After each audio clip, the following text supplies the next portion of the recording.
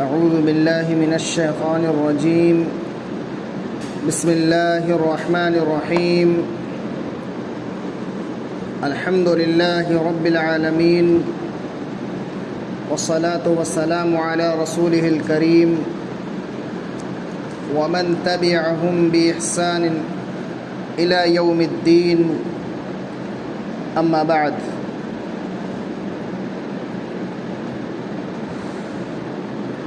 قال الله تبارك وتعالى: بسم الله الرحمن الرحيم. وقلنا يا آدم اسكن أنت وزوجك الجنة وكلا منها رغدا حيث شئتما ولا تقربا هذه الشجرة فتكونا من الظالمين. مصلیان کرام،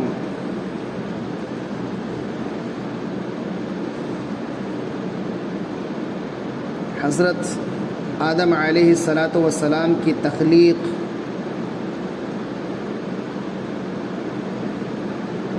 فرشتوں کا ان کو سجدہ کرنا،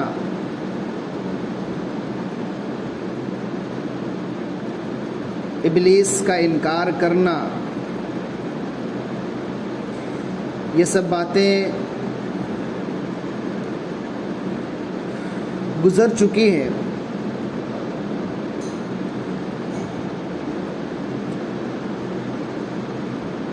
اب اللہ رب العالمین آگے بیان فرما رہا ہے کہ وَقُلْنَا يَا آدَمُ اسْكُنْ أَنْتَ وَزَوْجُكَ الْجَنَّةَ،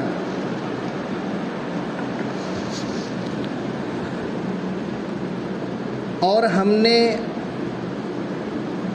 آدم علیہ السلام سے کہا کہ تم اور تمہاری بیوی دونوں جنت میں رہو۔ وَكُلَا مِنْهَا رَغَدًا حَيْثُ شِئْتُمَا،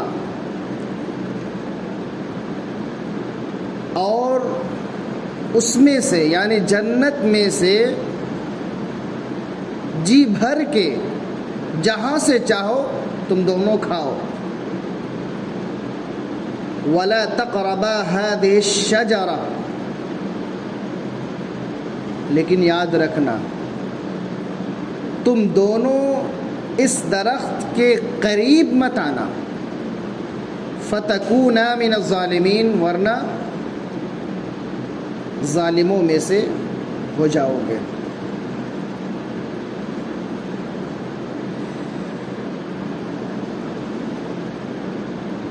تو یقیناً یہ حضرت آدم علیہ السلام کی تیسری فضیلت ہے کہ اللہ رب العالمین نے ان کا مسکن جنت کو بنایا، رہنے کے لیے اللہ رب العالمین نے انہیں جنت میں کہا کہ تم اور تمہاری بیوی دونوں جنت میں رہو۔ حضرت عبداللہ ابن عباس اور حضرت عبداللہ ابن مسعود رضی اللہ تعالی عنہما سے مروی ہے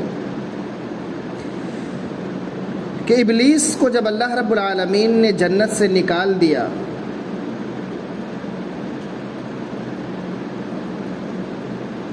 تب اللہ رب العالمین نے حضرت آدم علیہ السلام کو جنت میں رہنے کے لیے کہا۔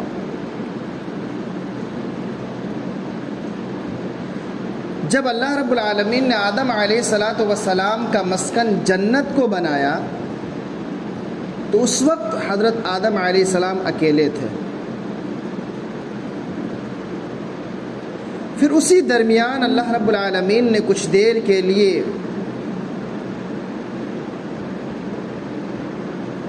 ان کو نیند کے غلبے میں ڈال دیا۔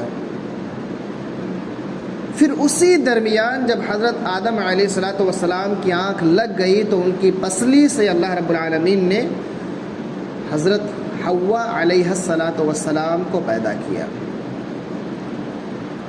تو آدم علیہ السلام کے بغل میں حضرت حوا علیہ السلام تھی. جب ان کی آنکھ کھلی اچانک انہوں نے ان کو دیکھا، حوا کو. کہا کہ تم کون ہو؟ تمہاری پیدائش کیوں ہوئی ہے؟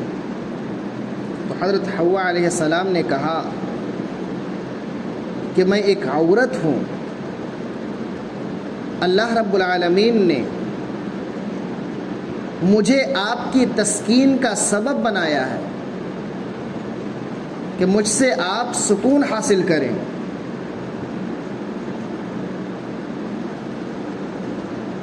تو اتنے میں فرشتوں نے حضرت آدم علیہ السلام سے کہا کہ اے آدم ذرا ان کا نام بتلائیے. تو اللہ رب العالمین نے تو ساری چیزوں کا نام سکھلا دیا تھا. تو حضرت آدم علیہ السلام نے فرشتوں سے کہا کہ ان کا نام حوا ہے. پوچھا اس کی وجہ تسمیہ کیا ہے، یعنی حوا نام رکھنے کی وجہ کیا ہے، اللہ نے ان کا نام حوا کیوں رکھا؟ تو انہوں نے کہا کیونکہ انہیں زندہ سے نکالا گیا ہے، یعنی کہ اللہ رب العالمین نے مجھے اپنے ہاتھوں سے بنایا، اس میں روح پھونکی، جب مجھے زندگی ملی تو میری پسلی سے اللہ رب العالمین نے حضرت حوا علیہ السلام کو پیدا کیا، یعنی ایک زندہ سے حضرت حوا علیہ السلام کو پیدا کیا. تو اسی وجہ سے ان کا نام حوا رکھا گیا.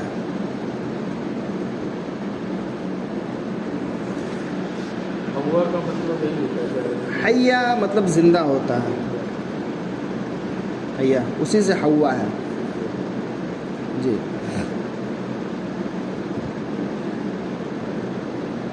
تو جب حضرت آدم علیہ السلام نے فرشتوں کو بتلا دیا کہ ان کا نام حوا ہے، اسی وقت اللہ رب العالمین کی طرف سے آواز آئی اور اللہ رب العالمین نے کہا یا آدم اسکن انت وزوجک الجنہ، اے آدم تم اور تمہاری بیوی جنت میں رہو.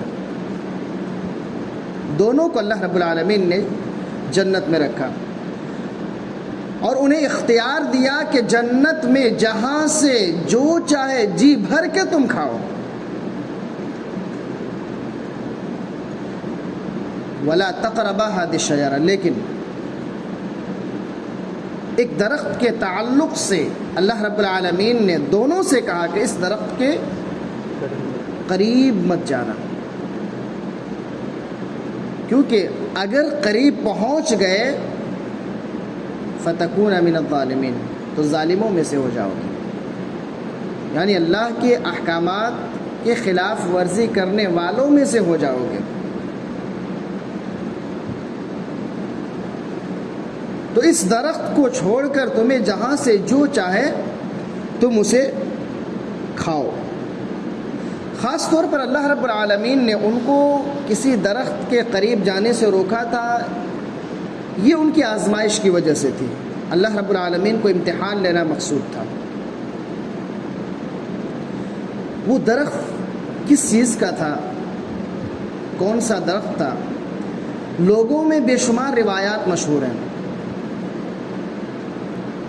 بعض کہتے ہیں کہ وہ جو کا درخت تھا، بعض کہتے ہیں کہ کھجور کا درخت تھا، بعض کہتے ہیں کہ اس درخت کا پھل ایسا تھا کہ اگر آدم علیہ السلام کھا لیتے تو پھر قضاء حاجت کی ضرورت پڑتی.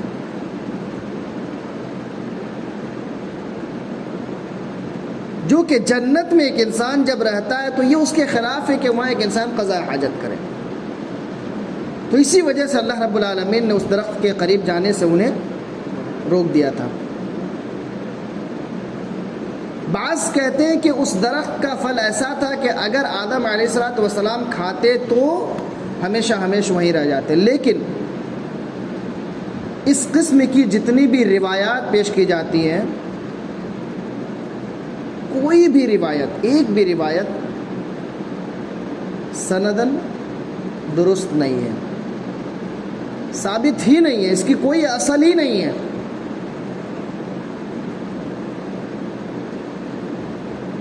سب موضوع من گڑت روایات ہیں، اور خاص طور پر عورتوں کی زبان زد عام ہے یہ روایات، ایک دوسرے کو بتلاتی ہیں۔ اسی لیے دین کا علم جب تک اس کے تعلق سے کنفرم نہ ہو جائے آگے نہیں پھیلانا چاہیے۔ اگر آپ نے پھیلا دیا، بعد میں اگر یہ معلوم ہوا کہ ہم جو بات کہے تھے، ہم نے کہا تھا وہ صحیح نہیں ہے، تو پھر اس سے رجوع کر لینا چاہیے۔ اہل حق کی پہچان یہی ہے، ہٹ دھرمی کا مظاہرہ نہیں کرنا چاہیے۔ بعض لوگ ایسے ہوتے ہیں کہ جب انہوں نے کچھ کہہ دیا تو پھر اس سے رجوع کرنا اپنے لیے توہین سمجھتے ہیں، کہ اگر ہم نے لوگوں کے سامنے یہ کہا کہ یہ ہم نے جو بات کہی تھی وہ بات دراصل صحیح یہ ہے، ایسا کہنا لوگ یہ سمجھتے ہیں کہ کہیں ایسا نہ ہو کہ لوگ مجھے الٹی سیدھی نہ کہنے لگے، اپنے لیے اہانت کا سبب سمجھتے ہیں، جس کی وجہ سے وہ جان بوجھ کر کے بھی خاموش رہتے ہیں۔ جبکہ صحابہ کرام رضوان اللہ علیہم اجمعین کا حال یہ تھا کہ جب کوئی فتویٰ دیتے یا کوئی مسئلہ بیان کرتے، اگر دوسرے صحابی ان کو ٹوک دیتے اور اصل حدیث کی طرف انہیں رہنمائی کرتے تو وہ اپنی بات سے رجوع کر لیتے۔ حضرت عائشہ صدیقہ رضی اللہ عنہا نے کئی صحابہ کرام کو صحیح باتیں بتلائی، اور تمام صحابہ کرام نے، جن میں سے حضرت ابو ہریرہ رضی اللہ تعالی عنہ بھی ہیں، انہوں نے بھی اپنی بات سے رجوع کر لیا تھا۔ تو اہل حق کی پہچان یہی ہے کہ جب حق آ جائے تو اس کو اپنانا ہے، اگر اس کے خلاف کوئی باتیں کی ہو تو اس سے رجوع کر لینا ہے۔ اس میں توہین نہیں ہے، بلکہ اللہ رب العالمین کی نظر میں ایک انسان اس طرح کرنے سے باعزت ہو جاتا ہے، لوگوں کی نظروں میں اللہ رب العالمین عزت دار بنا دیتا ہے۔ تو اس درخت کے تعلق سے کون سا درخت ہے، بے شمار موضوع من گھڑت روایات مشہور ہیں جن کو بیان کیا جاتا ہے، گھر گھر جا کر لوگ بیان کرتے ہیں، خطبوں میں بیان کرتے ہیں، دروس میں بیان کرتے ہیں، جلسوں میں بیان کرتے ہیں، جبکہ ان تمام روایات کی کوئی حقیقت نہیں ہے۔ امام ابن جریر رحمۃ اللہ علیہ فرماتے ہیں کہ وہ ایک درخت تھا جس درخت سے اللہ رب العالمین نے حضرت آدم علیہ السلام کو روکا تھا۔ وہ درخت کون سا تھا، کس چیز کا تھا، کون سا پھل اس میں آتا تھا، اس کے تعلق سے شریعت خاموش ہے، کتاب و سنت میں کوئی صراحت نہیں ہے۔ تو جب کتاب و سنت اور شریعت خاموش ہے تو پھر ہم کون ہوتے ہیں اس کی تعیین کرنے والے کہ یہ کھجور کا درخت، تو یہ جو کا درخت، تو یہ فلاں فلاں، ہم کون ہوتے ہیں؟ نہ تو اللہ رب العالمین نے بتلایا اور نہ ہی اللہ کے نبی صلی اللہ علیہ وسلم نے اس کی طرف اشارہ کیا۔ تو اس کا علم صرف اور صرف اللہ رب العالمین کے پاس ہے، جس پر ہمیں ایمان لانا ہے، اور ایمان لانے کا مطلب یہی ہے کہ جو بتایا گیا ہے اس پر ہمیں بلا چوچرا ہمیں ایمان لانا ہے۔ تو درخت کا ذکر آیا ہے، ہمیں ایمان لانا ہے کہ وہ ایک درخت تھا، کس چیز کا تھا، اس کا علم اللہ کے پاس ہے، اللہ رب العالمین نے اس کے تعلق سے نہیں بتلایا، تو پھر ہم اپنی طرف سے تجویز نہیں کر سکتے، تعین نہیں کر سکتے کہ کس چیز کا وہ درخت تھا۔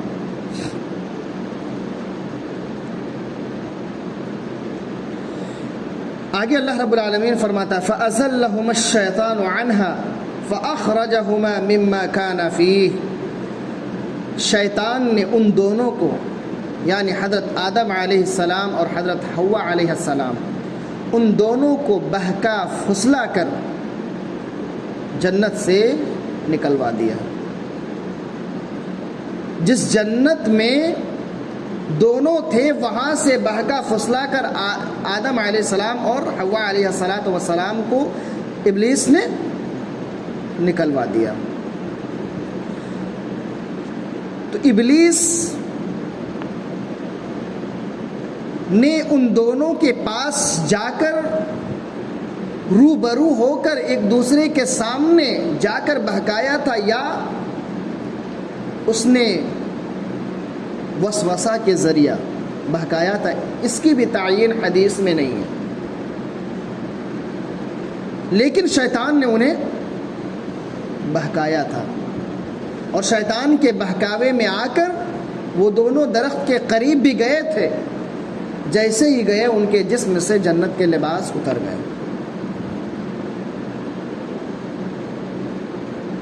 پھر انہوں نے کسی طرح سے اپنے سطر کو پتوں کے ذریعہ چھپایا.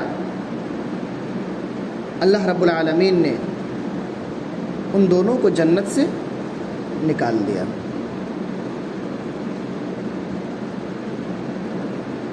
جب ان دونوں کو جنت سے نکال دیا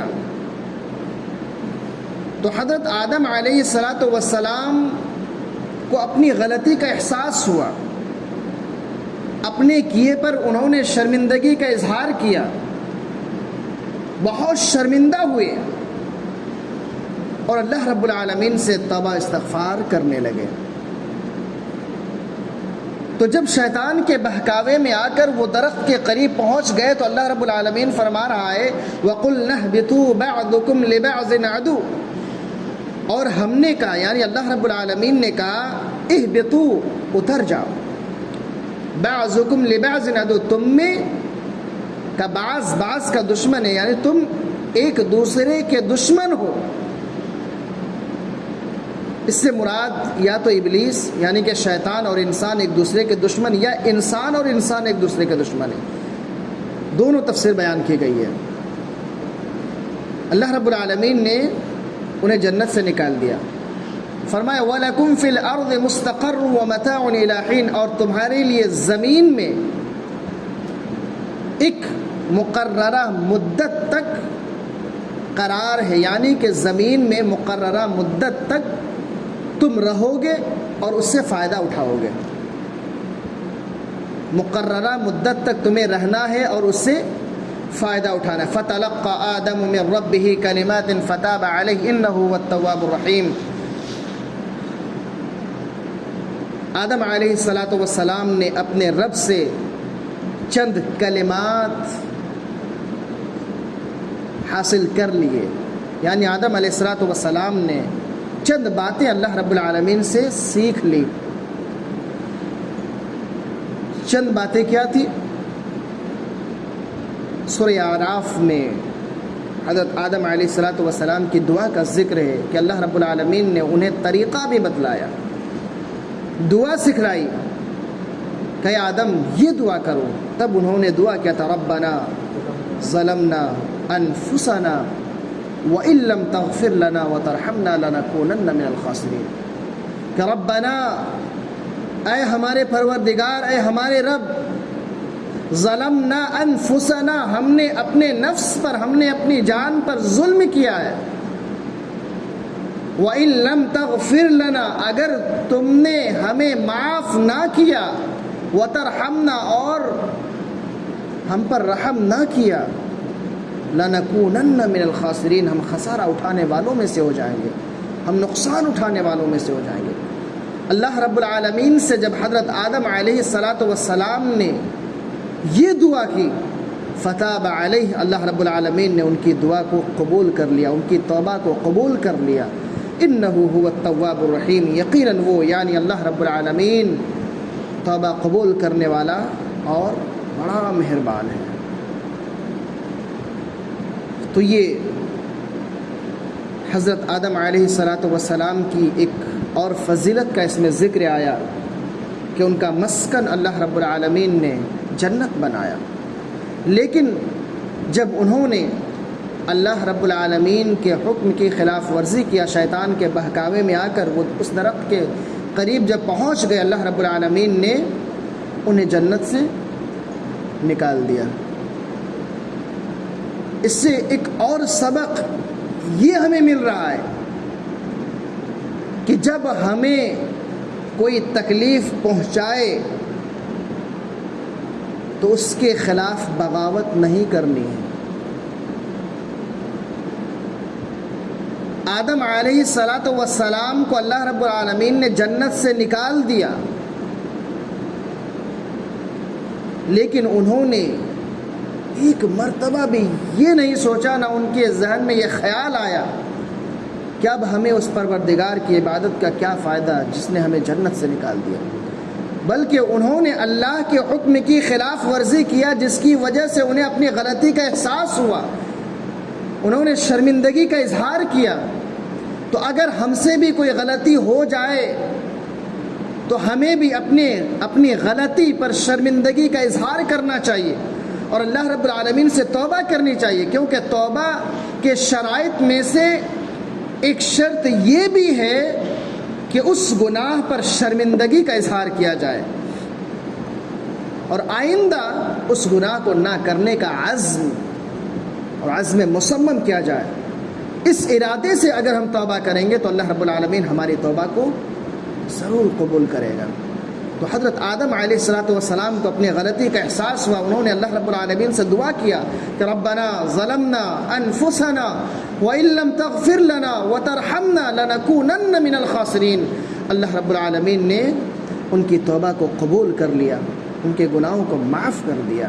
اس تعلق سے اور ایک موضوع اور من گھڑت روایات بیان کی جاتی ہے کہ جب اللہ رب العالمین نے حضرت آدم علیہ السلام کو پیدا کیا تھا، تب انہوں نے اللہ کے عرش میں یہ لکھا ہوا دیکھا کہ لا الہ الا اللہ محمد الرسول اللہ، کہ اللہ کے عرش میں لکھا ہوا ہے۔ تو جب اللہ رب العالمین نے حضرت آدم علیہ السلام کو جنت سے نکال دیا تو انہیں اپنی غلطی کا احساس ہوا، تو اس وقت انہیں یاد آیا کہ عرش میں محمد الرسول اللہ لکھا ہوا، یعنی اللہ کا کوئی مقرب اور معزز بندہ ہی ہوگا جس نے اپنے ساتھ اس کا نام جوڑا ہے۔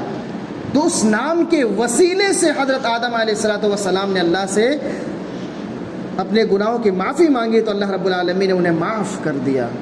وسیلے کی دلیل بنائی جاتی ہے، جبکہ ایسی روایت کہیں موجود ہی نہیں ہے۔ من گھڑت،